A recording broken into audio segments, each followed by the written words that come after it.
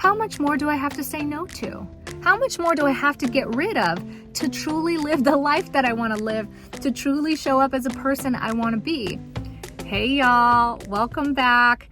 Another impromptu video here because I have time in my car. And today I am calling myself out on my shit. So this is an unscripted video because I just wanted to see what comes up. I want to bite my tongue, but this is going to be all just my regular reaction right here. So let's start first by talking about why I want to film this video anyways. You guys don't realize that for a long time, I have had a problem, a big stinking problem. And that problem is that I love life so much and I want to do so much in my life, but I don't feel like I have the capacity to do it. And you guys know that we've talked a lot about how to optimize your time and energy. There was a point in time that I used to say, how can we get unlimited energy? Well, the truth is we can't, because all resources have a max capacity at some point without requiring more input or without changing something or doing something completely different. So what we're trying to do now is figure out, once you've hit peak optimization, which I won't say that I'm necessarily at peak optimization, but I will say that I feel like I do pretty dang good at optimizing and being efficient with my time and energy. There comes a point where something else has to be managed. Something else has to give. Despite the fact being a self-proclaimed practicing minimalist and trying to prioritize everything in my life, I still put too much of my time in scattered directions. So there's this saying or quote that says, you can't walk 1,000 steps or 1,000 steps in 1,000 directions because you only get one step, right? But if you walk 1,000 steps in one direction, then you're getting somewhere. I am the person that likes to put 1,000 steps in 1,000 different directions. And I know that some of y'all feel that way, which is why we're here, right? If you do this, I don't want to say that you're wrong or bad. I'm just talking about me and seeing how this holds me back. For instance, I have 2 dogs. And me and my sister-in-law are really all about like dog rescues and adopting dogs. So we follow these rescue pages and adoption pages. And of course, when you see a story where your heart just melts, you're like, oh, I just gotta help. And sometimes I inquire about certain dogs or whatever. And one went through. I had inquired and they were interested. We met up. It seemed like a good fit. I brought the dog home and now she's ours. So now we have 3 dogs. And she's also completely untrained, completely unhousebroken, 8-month-old puppy. And so it takes a fair couple of, maybe even a few hours a day to, go for a walk, do the training, feed her, potty train her, all these things.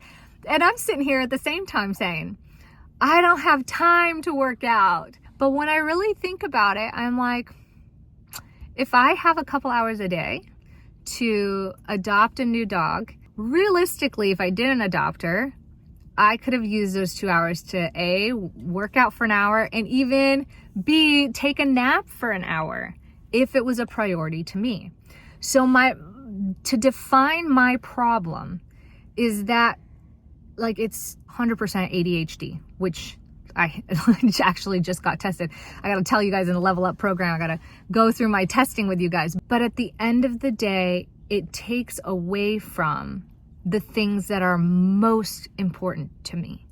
And you guys will hear me say it over and over again that I think you can really only prioritize about 5 things maximum in your life and maybe only have time to really focus on 1 or 2.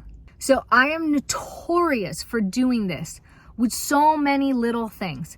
I love the dog. It contributes to our family and homestead, but she takes away from other things. Now, she's here to stay, so I gotta eat that frog. I chose it. I want it. So that becomes a part of the priority that I either need to delegate or get rid of something else to make it happen. So I've chosen the latter.